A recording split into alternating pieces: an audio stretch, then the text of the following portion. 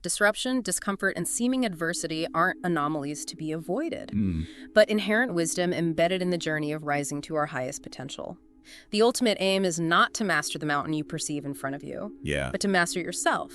It's about recognizing that your perceived imperfections aren't signs of failure, but precisely where your immense untapped potential resides. That reframing of imperfection as potential, that's a true aha moment. Yeah. So often we mistake self-sabotage for something as straightforward as a lack of willpower or even, a deep-seated self-hatred. Yeah, we blame ourselves. We beat ourselves up thinking, I know better, why do I keep doing this? But what Brianna Wiest suggests here offers a much deeper, far more compassionate perspective on why we do it. It's actually about something else entirely, isn't it? Exactly. It's not masochistic. No. The core truth is that self-sabotage is never about intentionally hurting yourself. Instead, it's the presence of an unconscious need that is being fulfilled by the self-sabotaging behavior. An unconscious need. Okay. To truly transcend it, we must undertake a process of deep psychological excavation. This involves discerning the root of the issue, which might be an unprocessed past experience, releasing the pent-up emotions stored within the body, finding healthier, more adaptive ways to meet those underlying needs, and critically, reinventing your self-image. Reinventing your self-image. This reinvention is powered by developing genuine emotional intelligence and building resilience. It is a profound shift from merely fighting a symptom to healing the root cause itself. That makes profound sense. It explains why willpower alone so often falls short. It's like trying to patch a structural crack with a Band-Aid, right? Perfect analogy, yeah. The book powerfully illustrates how self-sabotage functions as a maladaptive coping mechanism, a way we temporarily satiate a deeper craving, offering a taste of relief without consciously acknowledging or addressing the core need. Could you give us an example of how this plays out in real life? Certainly. Take the individual who consistently sabotages relationships, pushing away genuine connection. Okay. On the surface, it looks like a fear of intimacy. But delve deeper, and you might find an unconscious desire to find themselves, to develop their own autonomy. Ah, interesting. They might be terrified of being alone, so they inadvertently recreate dysfunctional patterns that ensure they're never truly seen or committed to, thereby avoiding the profound internal work of self-discovery. Wow. The sabotage, in this case, is a distorted path to self-reliance, however painful. Another common manifestation is the artist who sabotages their professional success in a stable, lucrative career. What they really want is to create art, to live a life of expression, but they fear being perceived as less ambitious or successful by society's standards if they pursue that path. Right, the external judgment fear. Exactly. The sabotage keeps them from fully committing to either world, stuck in between. So the unconscious fear of judgment or of losing a certain identity becomes the very thing that prevents them from fully stepping into their authentic self. It's a tragic irony. It truly is. And you mentioned the idea of psychoanalyzing feelings as a form of self-sabotage. That feels particularly relevant in an age of constant self-help discourse. What's happening there? It's a kind of mental deflection. While appearing introspective, constantly dissecting emotions can become a sophisticated avoidance strategy. It keeps us in our heads, preventing us from actually experiencing the discomfort, the pain, or even the joy of those emotions. Right, intellectualizing it away. Precisely. It's a way to maintain a perceived sense of control, keeping the raw, vulnerable feelings at arm's length. Similarly, consider negative self-talk. If one truly believed in their intrinsic worth, they would naturally feel free to step out and take bold risks. But that level of vulnerability feels terrifying to the subconscious. So the self-talk is a defense. Yes. Negative self-talk becomes a preemptive shield, a way to minimize risk by devaluing oneself before external validation is even sought. It's a protection against perceived threat. It's truly astonishing how our minds construct these elaborate defense systems, often creating a safe proxy for a much deeper unexamined fear. It is. The book goes into detail about how these self-sabotaging behaviors often stem from deeply held, unexamined, irrational fears. It's like our minds are playing a profound trick on us, projecting our legitimate, often scarier underlying fears onto less likely scenarios. This makes them safe to worry about because subconsciously we already know those surface-level worries aren't actually going to materialize, yet they allow us to expend energy without confronting the real issue. An eloquent example she gives is the individual with an intense fear of being a passenger in a car. On the surface, it's about a car accident. But Wiest suggests this might represent a deeper, unexamined fear, perhaps a loss of control in their life, or even a profound apprehension about moving forward. Ah, the fear behind the fear. Exactly. If you constantly try to fix the car anxiety through exposure therapy without addressing the underlying fear of losing control or progressing, you're only managing a symptom. Right. The true wound persists, and the problem will likely manifest elsewhere because the core need to maintain control remains unmet in a healthy way. It makes me think about our self-concept, how it's built from a lifetime of inputs, creating this powerful confirmation bias. Our brain literally filters information to support what we already believe about ourselves, even if those beliefs are holding us back. Can you illustrate this with a common example? Well, a potent example is found in financial struggle. If you find yourself consistently sabotaging efforts to achieve financial stability, the book invites you to trace back your earliest concepts of money. Perhaps you grew up hearing that wealthy individuals were inherently ruthless or morally corrupt. Indeed, those common narratives. If that belief was deeply absorbed from childhood, you will unconsciously resist becoming financially stable because doing so would clash with your deep-seated association that being rich means being bad. Oh. Your anxiety around financial success reflects this limiting belief, however irrational it might seem on a conscious level. The internal system is protecting you from becoming that person. That's incredibly insightful. It's Yeah. not just money either. The book points out other subtle traps, like associating health with vulnerability if, say, a healthy parent suddenly fell ill during your formative years. Or pursuing success for external praise. Right. Pursuing professional success primarily for external praise and acceptance rather than genuine passion, which inevitably leads to an unfulfilling, perhaps even self-sabotaging drive. Yes. Or even using seemingly benign things like unhealthy foods or persistent pessimism as maladaptive coping mechanisms for deeper emotional hunger or unmet connection needs. These are such subtle yet powerful traps. They are, and what's truly illuminating is that once you begin to question and observe these pre-existing beliefs, you start to see how profoundly warped and illogical they were all along, Yeah. and how extensively they've held you back from your ultimate potential. Another critical insight. Self-sabotage often arises simply from unfamiliarity. Unfamiliarity, how so? Human beings possess a deeply ingrained resistance to the unknown, even when that unknown is objectively beneficial or represents profound growth. That rings so true. The discomfort of the foreign is so often misinterpreted as something being inherently wrong or bad. Exactly. This is where Gay Hendricks' concept of the upper limit, or tolerance for happiness, comes into play. The upper limit, I know that one. It suggests we all have a baseline, an invisible ceiling for how much good, how much happiness, how much success we allow ourselves to feel. When you surpass this, it triggers an unconscious self-correction. Like pulling yourself back down. Precisely. Manifesting as physical aches, emotional resistance, bursts of anger, guilt, or fear, all designed to bring you back to that comfortable, familiar state. So it's like our primal wiring, in a sense, favors comfort and predictability over sustained happiness, if that happiness feels too foreign. It is entirely counterintuitive, but profoundly true. Our system prefers the known, even if that known is suboptimal or even painful.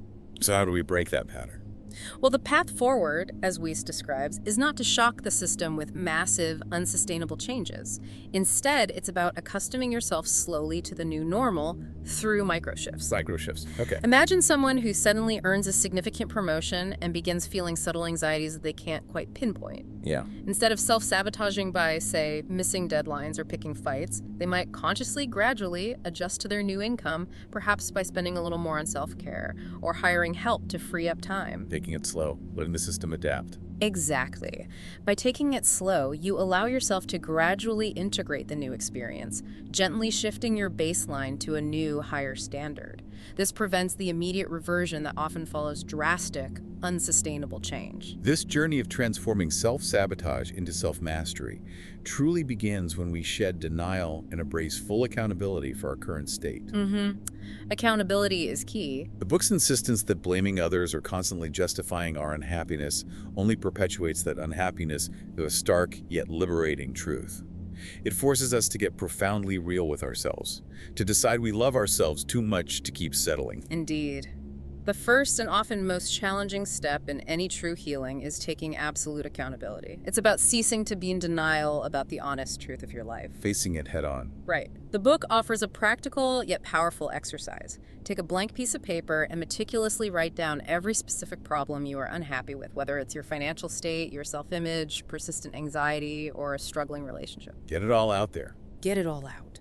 The purpose is to gain absolute, undeniable clarity. Once that clarity is achieved, you're faced with a clear choice. You can either make peace with your current reality, accepting it fully, or you can commit wholeheartedly to changing it. Lingering in that state of indecision, caught between two paths, is precisely what keeps you perpetually stuck. And what about that feeling almost universal of hitting rock bottom, feeling completely overwhelmed or incredibly far from where you want to be? The book suggests this point, often perceived as the lowest, is actually where the path begins. It often is. It's often the turning point, precisely because it sparks that visceral, non-negotiable declaration, I never want to feel this way again. That thought isn't merely an idea, it's a profound declaration and a resolute commitment that becomes the foundational bedrock for everything you build next. Right. Rock bottom is rarely a single bad day. It's a culmination of compounded habits and spiraling coping mechanisms that have progressed to such an extreme that you can no longer resist the difficult feelings you were attempting to hide. It forces the confrontation. It forces a confrontation with yourself. In that moment, the concept of fault becomes irrelevant. All that matters is the unwavering decision to never return to that painful point again. It's a radical reinvention. And Wiest even speaks of a consuming rage. Not outwardly directed aggression, but an intense inward fury as a profound catalyst for this radical change. Yes, that inner fire. It's as if you become so utterly fed up with your own situation, with how you've allowed your life to unfold, that it fuels a complete and irreversible transformation. That inner fire, precisely, is often the ultimate propellant. If we connect this to the bigger picture, radical change often carries a significant cost. A cost. The book is unflinchingly direct. Your new life will cost you your old one. Wow. That's blunt. It is. This isn't merely poetic. It translates into shedding your established comfort zone, letting go of your previous sense of direction, seeing some old relationships fade, and even accepting that you won't be universally liked or understood anymore. It sounds daunting. It can be. But the powerful reframing is that this loss is actually a necessary shedding of what was meticulously built for a person you no longer are. Okay. Shedding the old skin. Exactly. The people meant for you, the book assures, will meet you on the other side, and you will build a new, authentic comfort zone, perfectly aligned with your true, evolving self. It's not loss, it's transmutation. So it's not just an adjustment, but a fundamental metamorphosis. Which brings us to the core insight from the book. There's no such thing as self-sabotage. That core idea again. It seems paradoxical, yet it reiterates that self-sabotage isn't about intentionally hurting oneself, but a way to protect oneself from conflicting desires. It's a symptom of deeper, often unconscious attachments, rather than inherently big problems. Can you elaborate on what this means? It means that at a fundamental level, people always do what they truly want, even if that desire operates at an unconscious level. Always, even when it looks destructive. Yes. If a self-sabotaging behavior persists, there is always an underlying reason or need it's fulfilling.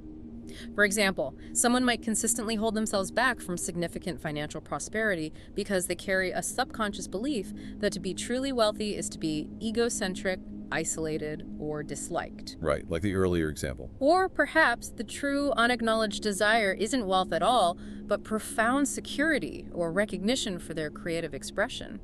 In such a case, the pursuit of wealth becomes a less intimidating cover-up dream for a deeper, more vulnerable aspiration. So the sabotage acts like a circuit breaker. Precisely, preventing them from achieving something that conflicts with a deeply held unconscious belief system. That hidden belief then dictates their trajectory. The book delves into common manifestations of this and their underlying needs, which I find incredibly insightful. Let's explore a few of these because they illuminate so many patterns listeners might recognize in their own lives. Good idea. We touched on upper limiting earlier, that unconscious resistance to moving beyond a certain comfort level. We discussed how the resolution is gradual acclimation. What's another common manifestation you see the book highlight? Another pervasive pattern is uprooting. Uprooting. This manifests as a constant compulsion to seek fresh starts, new relationships, new jobs, new cities, instead of confronting existing issues or developing healthy conflict resolution skills. Ah, the perpetual fresh start. Yes, it's a symptom of an inability to truly blossom, being comfortable only with the process of sprouting, but never allowing oneself to settle and truly finish a chapter. So how do you resolve that? The resolution involves recognizing this pattern, gaining profound clarity on your true desires, confronting the discomfort of staying put and working through issues, and crucially, learning healthy attachment. It's about building roots, not just wings. Building roots, I like that. And what about perfectionism, which on the surface seems like a virtue, a dedication to high standards? But the book suggests it's something entirely different. You know, one of the most insidious forms of self-sabotage Wiest highlights is perfectionism. On the surface, it seems like a virtue, right? I just want to do my best. Yeah, that's the common justification. But the book flips that on its head, revealing it's rarely about genuine quality. Instead, it's a sophisticated hiding mechanism, a deep fear of failure, of being vulnerable, or of simply not being good enough. Hiding. How? Think about it. If your work is never perfect, you never have to actually release it, and you never have to face potential criticism or rejection. Right. It keeps you safe but stuck. Exactly. It keeps you stuck, endlessly refining instead of actually doing. The radical insight here, Wiest's resolution is deceptively simple.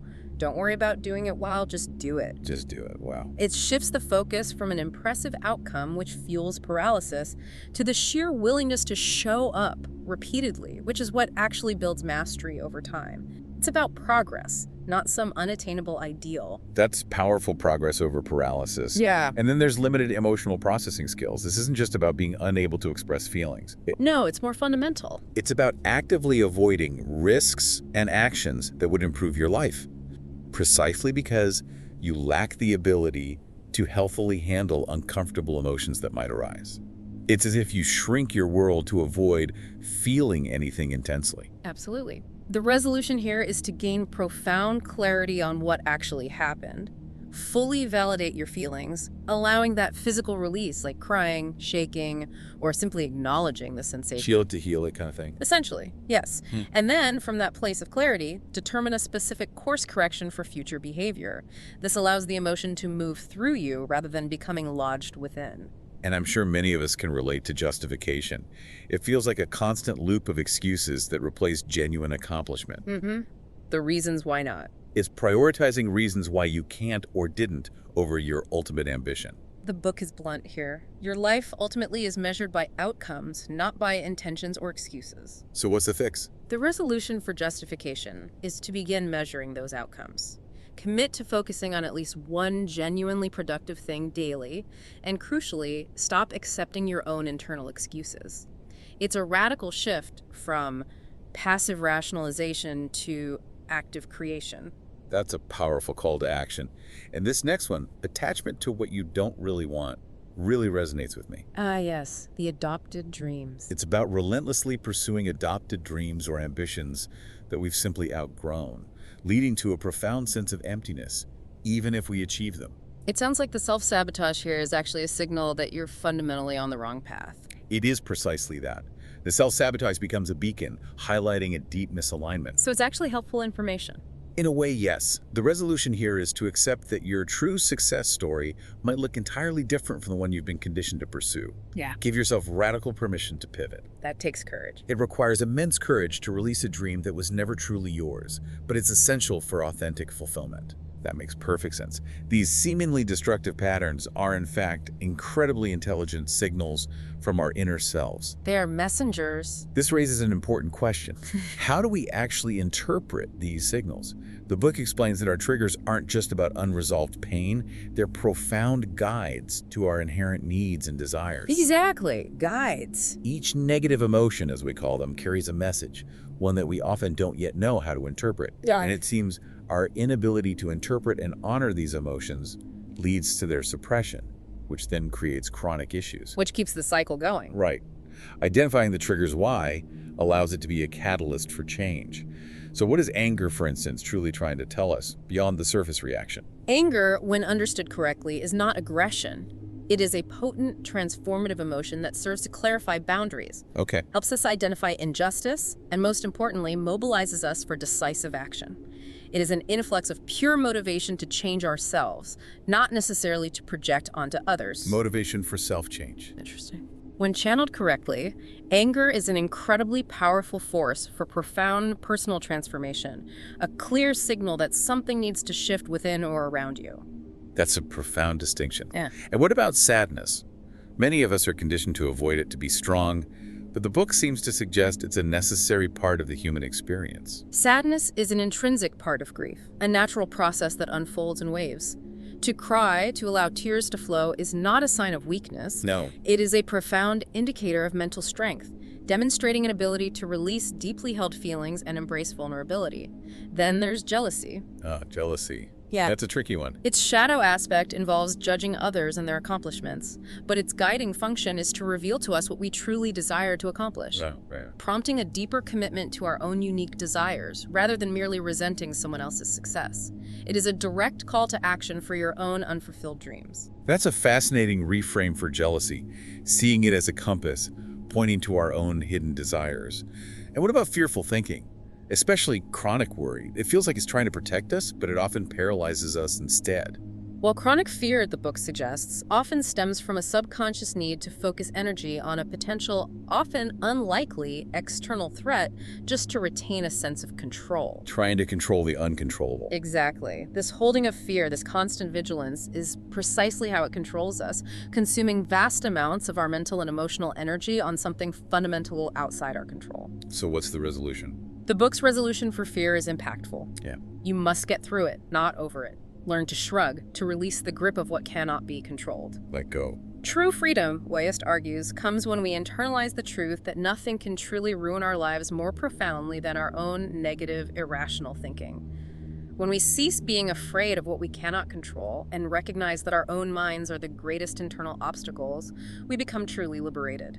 That's a powerful realization, that our own minds are the final frontier.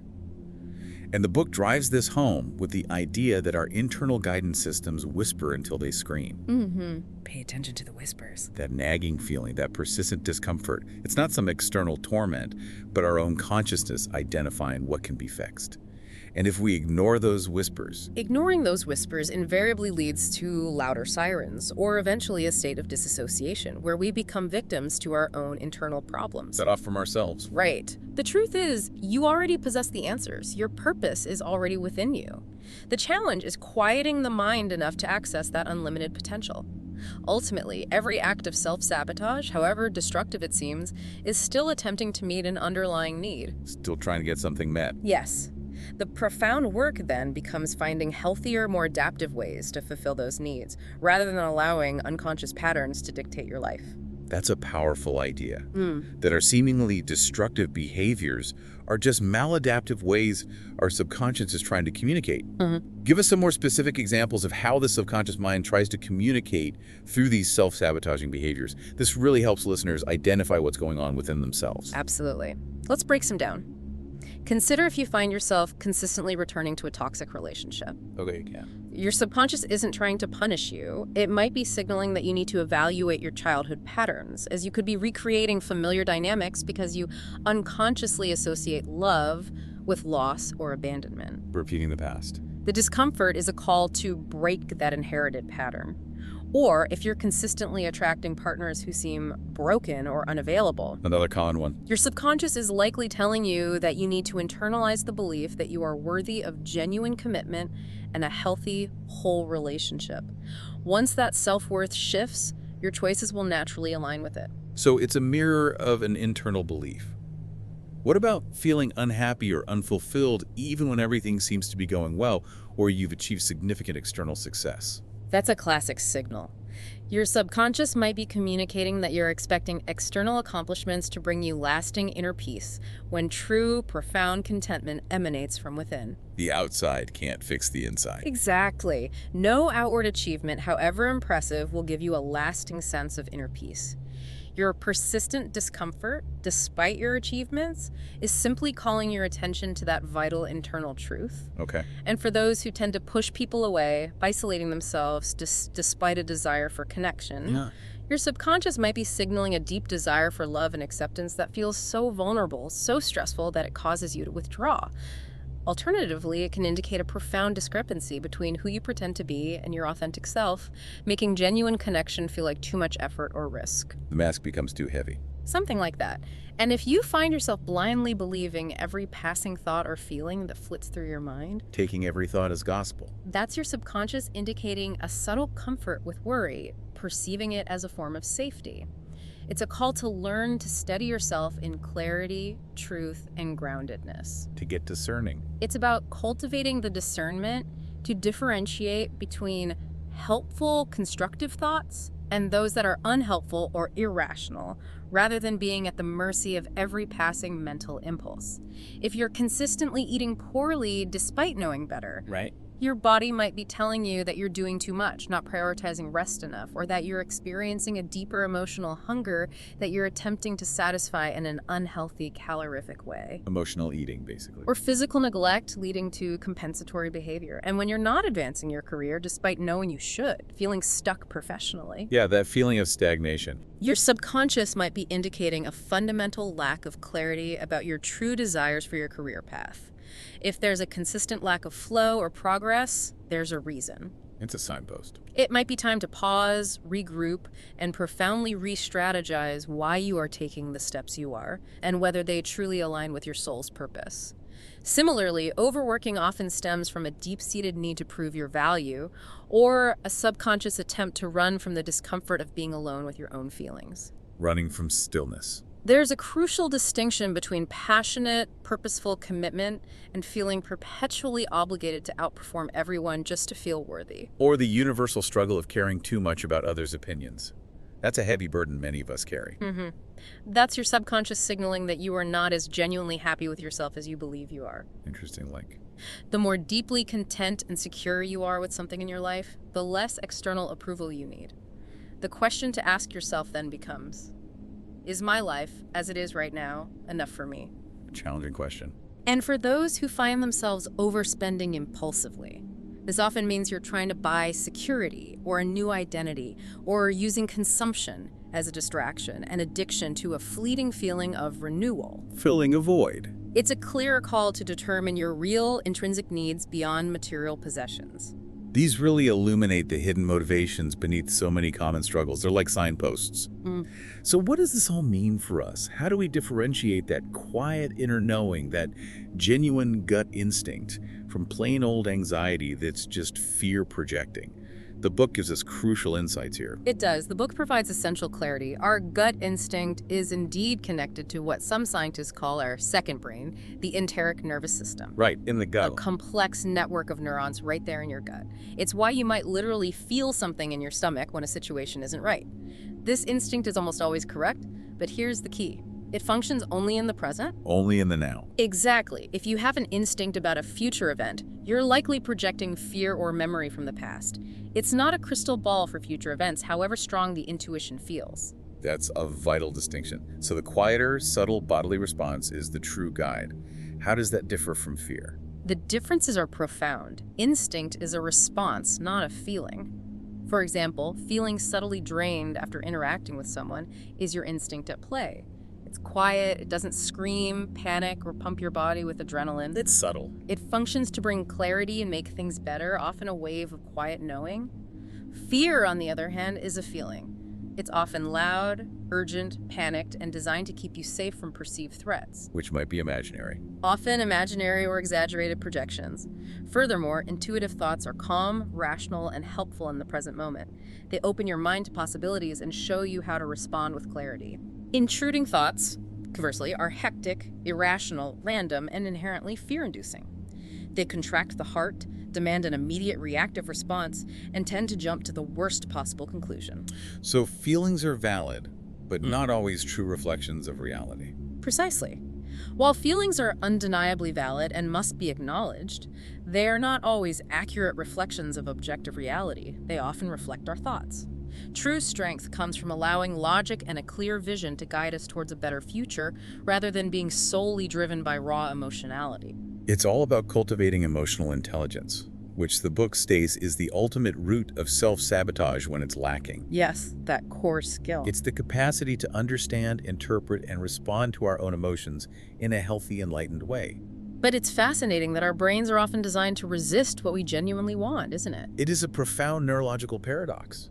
When we envision achieving our goals, we often anticipate a moment of permanent contentment, where we can simply coast into lasting happiness. Yeah, the happily ever after idea. But new research into dopamine reveals it's not the chemical of pleasure itself, but the chemical of wanting more. The motivation chemical. So, when you achieve a desired outcome, your brain simply shifts to wanting the next thing. This is one of the many reasons we unconsciously sabotage what we truly desire. We instinctively know that arriving at a destination won't end the craving. It will only intensify the hunger for the next challenge. So we sometimes subconsciously opt out. Sometimes, yes, we unconsciously opt out of that perpetual cycle of wanting. And then there's the brain's fundamental homeostatic impulse, which actively works to keep us in our comfort zones, both physically and mentally. Right, keeping things stable. All change, even profoundly positive change, feels inherently uncomfortable until it becomes familiar. It's like our subconscious mind acts as the ultimate gatekeeper of what we're accustomed to. Precisely. This biological hardwiring is why true change rarely occurs in grand, sudden breakthroughs. Instead, we transform through microshifts. Those small steps again. Breakthroughs are merely tipping points, the accumulated result of consistent, often mundane, microadjustments. Think of the classic brain teaser. Would you rather have $1 million today, or a single penny that doubles in value every day for a month? The penny, definitely. Compounding growth. Exactly. That penny becomes over $10 million in 31 days. Trying to shock yourself into a new life with overwhelming, drastic change often leads to a rapid reversion because your internal system cannot acclimate. It snaps back. Small, consistent, daily, almost imperceptible choices are what truly build new, lasting habits, gradually shifting your entire paradigm. So it's the consistent, almost imperceptible shifts that build lasting transformation. And the book points out that our minds are actually anti-fragile. What does that mean exactly? Anti-fragile means it gets stronger with stress, with challenge. If we deny our minds real external challenges, our brain compensates by creating internal problems like chronic worry or excessive overthinking without any genuine reward. So avoiding challenges weakens us. It seems so. Shielding ourselves from adversity actually makes us weaker. What's fascinating here is that embracing the grit of challenges, rather than perpetually avoiding them, is what truly activates a latent part of us, making us more creative, adaptable, and stronger. Adversity makes life interesting. It's an intrinsic part of the human narrative to seek something to overcome. That makes sense. Another often confusing phenomenon Wiest highlights is adjustment shock. When profoundly positive life changes, like achieving a major goal, actually cause unexpected stress and discomfort. Yes, this catches people off guard. That feels so counterintuitive. You finally get what you've been striving for, and then you feel more anxious. Why is that? It's true. Adjustment shock can manifest as hypervigilance. If you suddenly experience a significant financial gain, you might become irrationally paranoid about potential losses. If you find yourself in a new, deeply happy relationship, you might become consumed by paranoia about infidelity or its potential end. It often brings up unconscious attachments. Like the money beliefs we talked about. Yeah, exactly. Like profound guilt over having more resources if you were raised to associate wealth with moral corruption.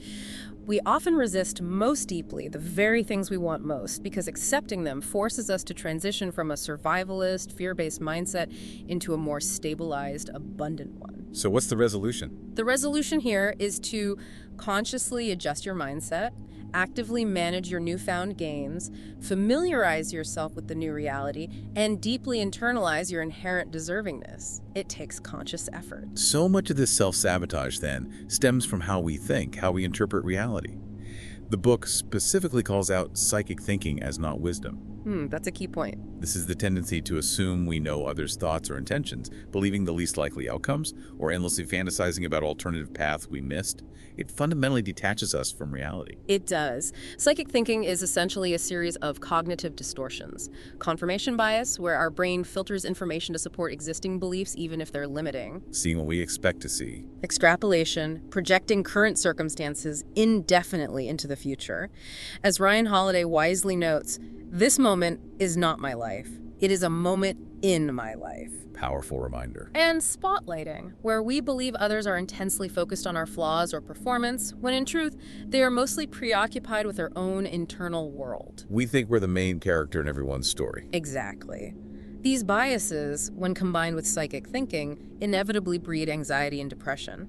Instead of wasting energy trying to predict what's next, our energy is far better focused intensely on the present, the infinite, now. And building on that, the book emphasizes that logical lapses and faulty inferences are often the root of profound anxiety. It's not about overthinking, it's actually underthinking. Interesting distinction, underthinking. Jumping to worst-case scenarios without fully processing the information. Chronic anxiety in this context often stems from missing crucial steps in the reasoning process, which then triggers a disproportionate fight-or-flight response. So mental strength isn't about never feeling fear. No. Mental strength isn't simply hoping nothing goes wrong, but cultivating the deep belief that you possess the inherent capacity to handle it if it does. Believing in your ability to cope. And this belief isn't innate. It is meticulously built, slowly, through consistent practice, by successfully addressing small problems and developing robust, healthy coping mechanisms. Faulty inferences are false conclusions drawn from valid, but often incomplete or misinterpreted, evidence. Like jumping to conclusions. Like a hasty generalization, or assuming things are causally related simply because they happen at the same time. These flawed thought patterns reinforce fear and consistently hold back true success. And worry doesn't help. Wiest unequivocally states that worrying is the weakest defense system. It offers no genuine protection. Instead, it sensitizes you to negative outcomes and does nothing to prevent them. The profound goal is to move beyond the need to feel perpetually protected by fear itself. So the objective isn't to force yourself to let go of the past, but to build a new life so immersive, so vibrant, that the past naturally fades into the background. Exactly. Build something more compelling now. The book offers a fascinating psychological approach to releasing old experiences. You can't simply command yourself to let go, but you can create something so compelling in your present that it naturally shifts your focus. The technique involves re-entering old, painful memories in a deeply relaxed, meditative state, and then consciously superimposing a healed narrative from your wiser future self onto your younger self. Yes, you consciously imagine offering specific guidance, deep empathy, and unwavering reassurance to your younger self that everything is going to be okay. How did that happen? This transformative act shifts your entire perspective, gently reattaching that younger, wounded part of yourself to the present moment, and crucially, freeing up vast amounts of energy that were previously trapped in rumination. Reclaiming that energy. Allowing you to direct it towards building a truly new experience. The book highlights that endlessly ruminating on the past is not a desire to return to it. It indicates an unhealed impact, a signal that profound healing is still required for you to truly move forward. And on this path to self-mastery, the book profoundly challenges us to release unrealistic expectations. The perfection trap again. True healing, it clarifies, isn't about meticulously fixing every flaw to achieve some perfect state before you can allow yourself to be happy. It's about showing up exactly as you are, right now. As you are. Being comfortable in your own skin in the present moment and loving yourself deeply despite any perceived imperfections. It suggests that the very discomfort you relentlessly try to fix, whether it's with your money, your body, or your relationships, is often merely a symptom of being fundamentally uncomfortable in the present moment itself. What Wiest states here is profound. What leaves the path is clearing the path. What isn't truly right for you, what isn't aligned, will not ultimately stay because deep down, you will eventually release it. Trusting the process of letting go. We become stuck, imprisoned, when we desperately try to force something inherently wrong to be right. This also directly applies to recovering from emotional trauma. Trauma, the book clarifies, is fundamentally physical. Stored in the body. It is an unresolved fear stored deeply within the body, leading to a sustained state of fight or flight. To truly recover, you must first identify the physical tension associated with it. Then, you must consciously reestablish a profound feeling of safety in the exact area of life that traumatized you. Rebuild safety where it was lost. Exactly. If it was relationship trauma, you must diligently build healthy relationships. If it was financial trauma, you must systematically create financial security. And critically, you must cease psychic thinking, which inevitably turns a simple trigger into a defeating, paralyzing spiral. Focus only on what you can choose now. The book offers such a powerful framework for not just identifying our struggles, but actively becoming who we're meant to be, our highest potential. How do we start tapping into that highest potential, that most powerful version of ourselves? What's truly transformative here is that it involves consciously envisioning your most powerful future self and allowing that potent vision to consistently guide your present actions. Like having a North Star. It's about literally making that future self the CEO of your life. Key components include envisioning your powerful self, not just what they achieve, but what they look like, how they feel, what their daily habits and disciplines are. These are the direct keys to your becoming. So, embody the future self now. In essence, yes. Then be profoundly aware of your weaknesses. Truly powerful people are not perfect.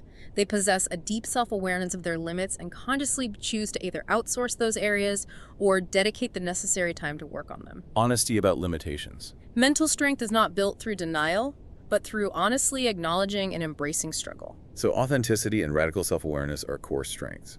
It sounds like true power is rooted in truth. It is. Next, be willing to be disliked. Oof. That's a tough one for many. It is. This is not about being malicious, but understanding that judgment from others is an inevitable part of living an authentic life. Prioritize your integrity and authenticity over the elusive goal of universal approval. Choose authenticity over approval. And then, act on purpose. Cultivate unwavering conviction, shifting your mindset from a fleeting live for the moment to a profound live for the legacy. Legacy. Purpose, Wiest explains, is found at the dynamic intersection of your inherent skills, your deepest interests, and what the world genuinely needs. Finally, and perhaps most challenging, do your inner work. The ongoing process. This is non-negotiable for true power. It means consistently metabolizing experiences, learning profoundly from your triggers, and rigorously processing your emotions rather than burying them. This sounds like a profound journey, the ultimate self-responsibility. And speaking of processing emotions, the book has incredibly practical advice on learning to validate your feelings. Yes, crucial skill. It makes it clear that validating feelings doesn't mean you agree with them or that they are objectively right, but simply acknowledging their humanity, their existence within you. It disarms, opens, and helps us process. It does. Just letting yourself have them, whether it's tears of sadness, an expression of anger, or simply allowing anxiety to wash over you, allows emotions to move through your system, preventing them from being buried and causing explosive outbursts or chronic physical tension later. Allowing the flow. This courageous process also ceases the desperate, unending quest for external affirmation, for attention, for drama, or for negativity as a means of feeling something. Stops the external search. The book uses the potent analogy of feelings as water running through ducts in your body. Stopping the flow causes immense pressure and damage, but allowing the flow, even if in a safe space later, prevents implosion and leads to a profound reset. Nice visual. When we learn to validate others' emotions with deep empathy, we are simultaneously learning the profound art of self-validation, seeing our own emotions as crucial informants, not as threats. So what does all of this mean for living a truly principled life? We hear so much talk about following your passion, but this book suggests something deeper, something more foundational. Precisely. If we connect this to the bigger picture, the book makes it unequivocally clear that our deepest problems aren't solved by merely acquiring more money, finding different relationships, or landing a new job. Not the external fixes. No. They are solved by consciously adopting principles, fundamental truths of cause and effect, much like the laws of physics. It contrasts principles, which are objective and akin to natural law, like gravity, with subjective values and fleeting inspiration, which can be profoundly misleading without disciplined action. Examples include universal financial principles like consistently living beneath your means and saving. Profound relationship principles like cultivating self-worth internally rather than relying on others for validation, or potent work principles like meticulous time management and clear communication with colleagues. So principles are like the operating system. That's a good way to put it. They're the reliable framework. And it highlights the law of the harvest, Hmm. the idea that consistent small actions, micro shifts, compound exponentially over time, even if they aren't immediately gratifying. Absolutely. Adopting principles isn't about instant results, but enduring, long-term thriving. So how do we develop these principles? To truly develop your own unwavering principles, the book suggests a powerful exercise.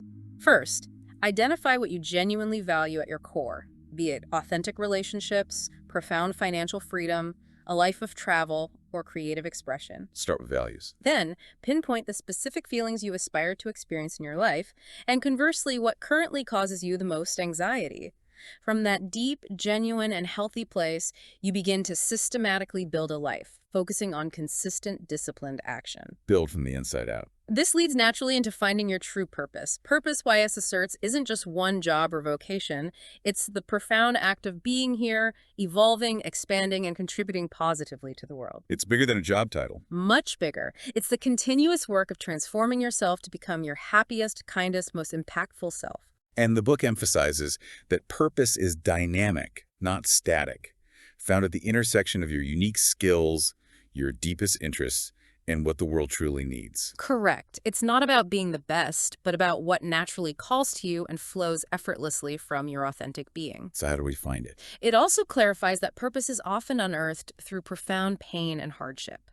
These crucible moments force decisive action and radical transformation when comfort and complacency are no longer viable options. Pain is a teacher. Often, the book offers powerful questions for achieving clarity on your purpose. What is worth suffering for? What does your best self truly look like and embody? What would you instinctively do if there were no social media, no external validation? Ooh. What comes most naturally to you, even when it feels effortless? What's your ideal daily routine, moment by moment? And what profound legacy do you genuinely want to leave?